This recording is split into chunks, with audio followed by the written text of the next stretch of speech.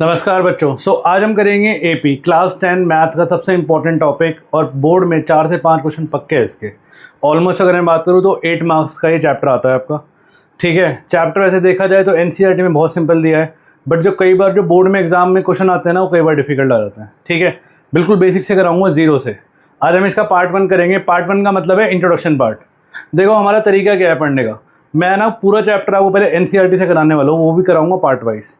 उसके बाद हम जितने ही पार्ट खत्म हो जाएंगे फिर हम करेंगे कुछ एक्स्ट्रा क्वेश्चन जो बोर्ड में आ रखे हैं या फिर जो आपके RD Sharma and all other books में गिवन है। तो पहले हम एनसीईआरटी खत्म करेंगे सब पार्ट्स को खत्म करके, फिर जब सारे पार्ट खत्म हो जाएंगे, पूरी एनसीईआरटी खत्म हो जाएगी, उसके बाद हम शुरुआत करेंगे किसकी, उसके बाद हम स्टार्ट करेंगे एक्स्ट्रा क्वेश्चन की जो एग्जाम में एग्जैक्टली आते हैं।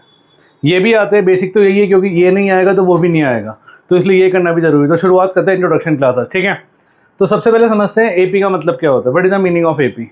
एपी की फुल फॉर्म होती है अरिथमेटिक प्रोग्रेशन। छोटी क्लासेस के अंदर आपने पढ़ा होगा कि भाई कुछ सीरीज़ होती है, जैसे कई बार आपको सीरीज़ दी जाती है ना। मैं आपको एक एग्जांपल लेके समझाता हूँ। जैसे आप एग्जांपल लो कि मान लो एक सीरीज़ गिवन है आपको कि मान लो 2, 5, 8, 11। मैं आपसे पूछूँ बताओ यहाँ क्या आएगा और यहाँ क्या आएगा, आप एक सेकेंड में बता दोगे। क्यों बता दोगे? क्योंकि इनका बीच में ना कॉमन डिफरेंस सेम है। यहाँ पे 3 का गैप, यहाँ पे 3 का गैप, यहाँ पे 3 का गैप, इसका मतलब आगे भी 3 का गैप ही आएगा। तो मतलब ये आपका 14 आएगा और आगे भी 3 का गैप ही आएगा, ये आपका 17 आएगा। तो इसी को हम एपी कहते हैं। एपी होती क्या है? What is AP? एपी एक तरह की सीरीज होती है। एपी क्या है? It is a type of series. एक तरह की क्या है? सीरीज है इन विच, जिसके अंदर क्या सेम रहता है? Common difference remains same. Common difference remains same. Common difference same रहेगा तो आपकी वो एपी कहलाएगी। अगर सेम नहीं रहेगा तो वो एपी नहीं कहलाएगी। जैसे अगर हम एग्जांपल ले फर्स्ट नेचुरल नंबर के स्क्वायर, फर्स्ट या नेचुरल नंबर के स्क्वायर का एग्जांपल ले, तो 1 का स्क्वायर होता है 1, 2 का स्क्वायर होता है 4, 3 का स्क्वायर होता है 9, 4 का स्क्वायर होता है 16। ये एपी नहीं है। पता है आपको एपी क्यों नहीं है ये? क्योंकि यहाँ देखो 3 का गैप, यहाँ देखो 5 का गैप, यहाँ पे देखो आप 7 का गैप, यहाँ पे गैप अलग अलग आ रहे हैं ना। आपका जहाँ पे गैप सेम रह गया तो वही आपकी एपी होती है। और कई बार इसके रियल लाइफ एग्जांपल भी आते हैं एग्जाम में, कई बार केस स्टडी भी आती है एग्जाम में। ठीक है, तो एपी बनती किसको किसको एपी कहते हैं हम? जिसमें आपका कॉमन डिफरेंस सेम मिलेगा। कॉमन डिफरेंस सेम होना चाहिए बस, ये एपी नहीं है। ठीक है, 1, 4, 7, 10 ये एपी है। रीज़न, इसमें सब में 3 का गैप है। सब में कितने का गैप है? 3 का गैप है। तो इसको हम एपी कहते हैं। तो this is called an AP. ठीक है, दिस इज क्या कहते हैं इसको हम? एपी। आगे चले तो व्हाट इज फर्स्ट टर्म। अब अगर मैं एपी लिखना शुरू करूंगा तो शुरुआत में मैं क्या लिखूंगा? उसकी पहली टर्म। तो पहली टर्म को हम डिनोट करते हैं एपी के अंदर ए से। तो हमारी पहली टर्म क्या होती है? ए होती है। और कॉमन डिफरेंस क्या होता है हमारा? डी होता है। ध्यान से देखो, मैं कोई एपी लिखता है, जैसे मान लो मैं वही लिखता है 1, 4, 7, 10, 13। ठीक है, अच्छा तो 1 को मैं क्या बोलूँगा? इसको मैं ए बोलूँगा, या कई बार इसको A1 भी बोला जाता है, सेम बात है। तो what is the first term? First term को हम किससे डिनोट करते हैं एपी में? फर्स्ट टर्म को हम डिनोट करते हैं ए से। किससे डिनोट करते हैं? ए से। अब ध्यान से देखो, कॉमन डिफरेंस सेम है ना। अब यहाँ पे चेक कर लो, यहाँ पे 3 का गैप, अब यहाँ छोड़ो, अब यहाँ चेक कर लो 3 का गैप। तो कॉमन डिफरेंस को एपी के अंदर डिनोट किया जाता है स्मॉल डी से। और डी का फॉर्मूला क्या होता है? डी का फॉर्मूला होता है A2 माइनस A1। डी का एक और फॉर्मूला होता है A3 माइनस A2। अब आप बोलोगे ये क्या मजाक है भाई? हाँ, और भी हो सकता है, कैसे बना लो, क्योंकि A4 1 2 3 4, A5 माइनस A4 ये भी फॉर्मूला हो सकता है। और सब में आपका डी क्या रहना चाहिए? सब में आपका डी सेम रहना चाहिए, तभी तो एपी कहलाएगी। तो एपी के अंदर फर्स्ट टर्म को क्या लिखा जाता है? ए, और कॉमन डिफरेंस को क्या लिखा जाता है? Small D. तो फर्स्ट टर्म को हम कहते हैं ए। तो यहाँ पे ए आपका कितना है? 1, और कॉमन डिफरेंस कितना है? 4 माइनस 1 दैट इज 3 है।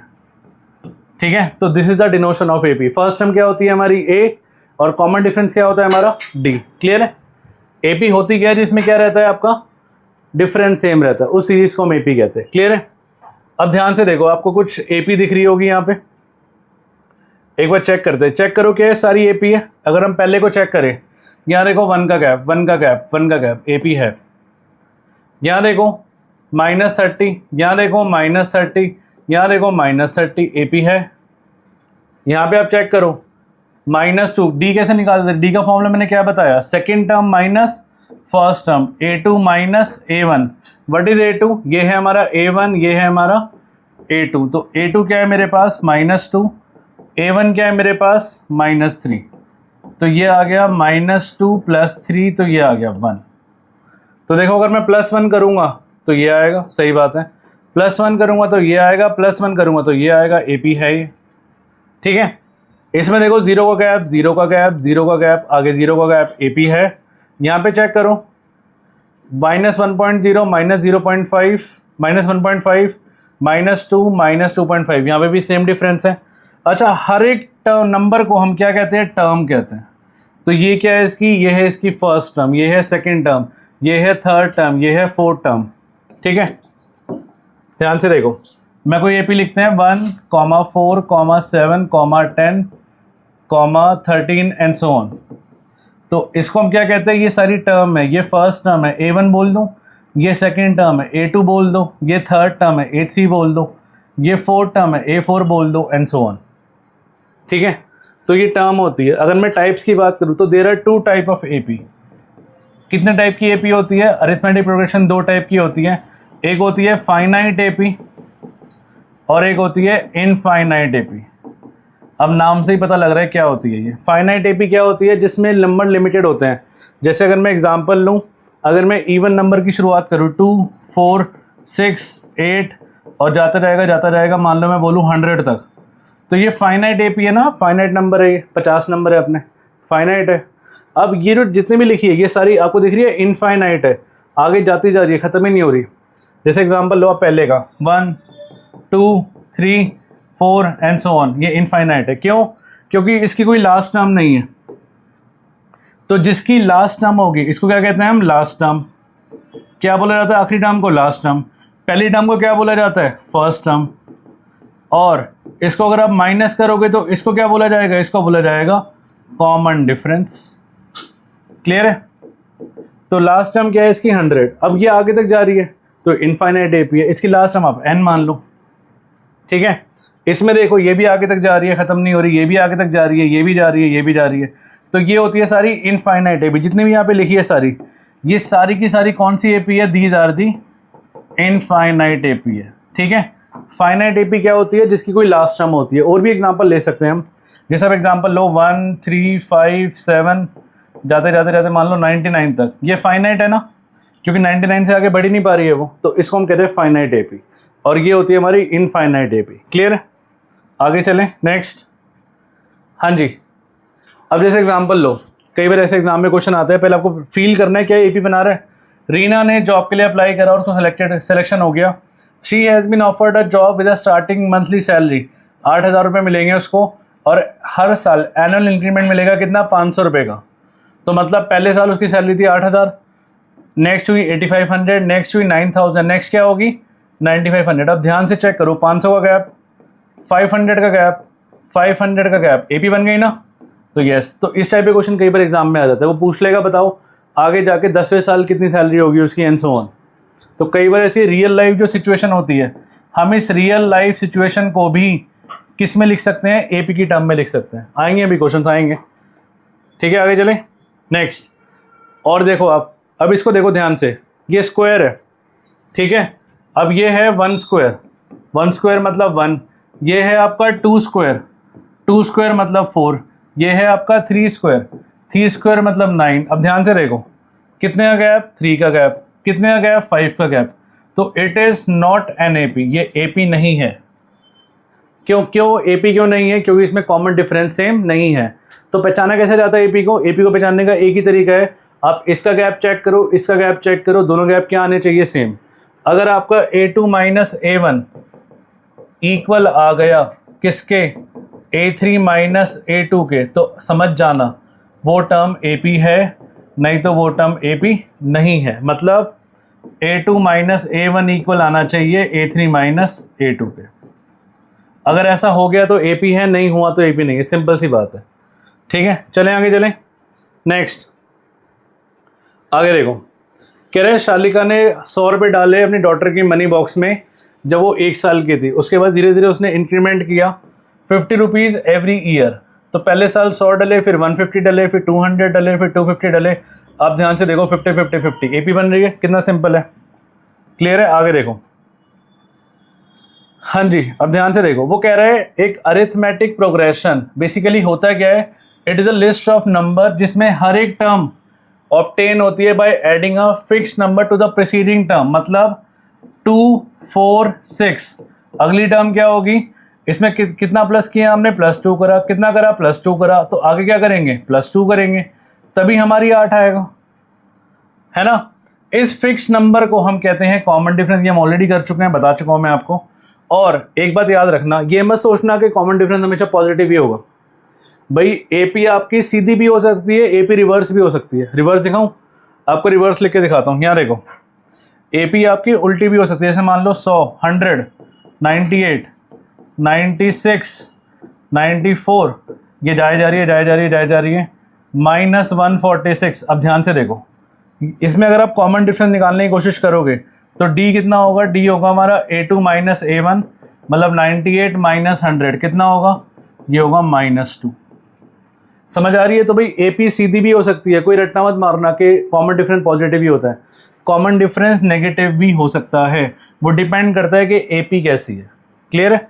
तो पॉजिटिव भी हो सकता है, नेगेटिव भी हो सकता है, और ज़ीरो भी हो सकता है। ज़ीरो भी दिखाया था ना हमने, 3 3 3 3 3। यहाँ देखो कॉमन डिफरेंस 0 0 0 0, सिंपल, क्लियर है। आगे देखो, हाँ जी, general form of an AP. अब जनरल फॉर्म एक बार बनाते हैं इसकी, ठीक है। एग्जाम्पल से ही समझते हैं। जैसे मान लो 1 4 आप 7 10 13, ठीक है। इसको मैं बोल दूं कि ये हमारी ए था। अब ध्यान से देखो, इसमें डी कितना है हमारा, डी है हमारा 4 - 1 कितना है, 3। ए कितना है हमारा, ए है हमारा 1, क्लियर है। तो मतलब अगर मैं ए में 3 का गैप है ना, अगर मैं ए में डी मिला दूंगा तो 4 आ जाएगा ना, मानते हो बात। 1 और 3 4 होता है ना, तो भाई ए में मैंने डी मिला दिया, तो अगली टर्म क्या हो गई हमारी, A+D। अच्छा, अब अगर मैं इस A+D में अगर मैं फिर से डी मिला दूंगा तो ये आ जाएगा ना। तो मैं कह सकता हूँ, क्योंकि देखो 4 और 3 फिर से +3 कर दूँ तो A+D+D, बात समझ आ रही है। तो इसको मैं शॉर्ट में A+2D लिख दूं, क्योंकि D+D 2D होता है। अब फिर से इस A+D+D में फिर से +3 मिला दो, क्या होगा, ये टर्म आ जाएगी। तो मतलब A+D+D+D, तो मैं शॉर्ट में A+3D लिख दूं। एक पैटर्न बन रहा है हमारा, A+D, A+2D, A+3D, फिर अगला क्या आएगा, A+4D। मान लो ये जाते जाते जाते n तक जा रहा है, ठीक है। अब ध्यान से देखो, जो चीज़ नोट करने वाली है वो ये है, ये हमारी फर्स्ट टर्म है, ये हमारी सेकंड टर्म है, ये हमारी थर्ड टर्म है, ये हमारी फोर्थ टर्म है, ये हमारी फिफ्थ टर्म है। यही हमारी जनरल टर्म है एपी की। अब देखो एक और पैटर्न दिखाता हूँ मैं आपको, ध्यान से देखना। एक पैटर्न हो रहा है, यहाँ पे 5 लिखा है, यहाँ पे 4 लिखा है, 4 यहाँ पे 3, यहाँ पे 3, यहाँ पे 2, यहाँ पे 2, यहाँ पे 1D, यहाँ पे 1, यहाँ पे D है ही नहीं। तो इसका मतलब क्या हुआ, इसका मतलब ये हुआ कि जब भी हम फिफ्थ टर्म लिखेंगे तो D में एक कम करके लिखेंगे, जब भी हम फोर्थ टर्म लिखेंगे तो D में एक कम करके लिखेंगे, जब भी हम थर्ड टर्म लिखेंगे तो D में एक कम करके लिखेंगे, जब भी हम सेकंड टर्म लिखेंगे तो D में एक कम करके लिखेंगे। उसी तरह से अगर मैं आगे जाके n का लिखने की कोशिश करूं तो एक बार मुझे बताओ, क्या इसमें भी एक कम करके नहीं लिखा जाएगा। तो इसका फॉर्मूला क्या बनेगा, ये बनेगा A+n की जगह क्या लिख दो, n-1, एक कम कर दो, इंटू D। तो किसका फॉर्मूला हो गया, ये हो गया nth टर्म का, है ना। फॉर्मूला बन गया हमारा, क्योंकि अगली एक्सरसाइज में हमारा यही फॉर्मूला काम आएगा 5.2 में। 5.1 तो बहुत सिंपल है, वो डायरेक्टली हो जाएगी। अगली एक्सरसाइज में हमारा यही काम आएगा। तो nth टर्म बात समझ रही है कैसे बनाया, फिर से देख लो। फिफ्थ टर्म में 4, फोर्थ टर्म में 3, थर्ड टर्म में 2, सेकेंड टर्म में 1, फर्स्ट टर्म में है ही नहीं। इसका मतलब nth टर्म में n-1 होगा, सिंपल, क्लियर है। तो this is the general term, ये हमारी जनरल टर्म होती है एपी की, ये जनरल टर्म होती है, क्लियर है। आगे चलें।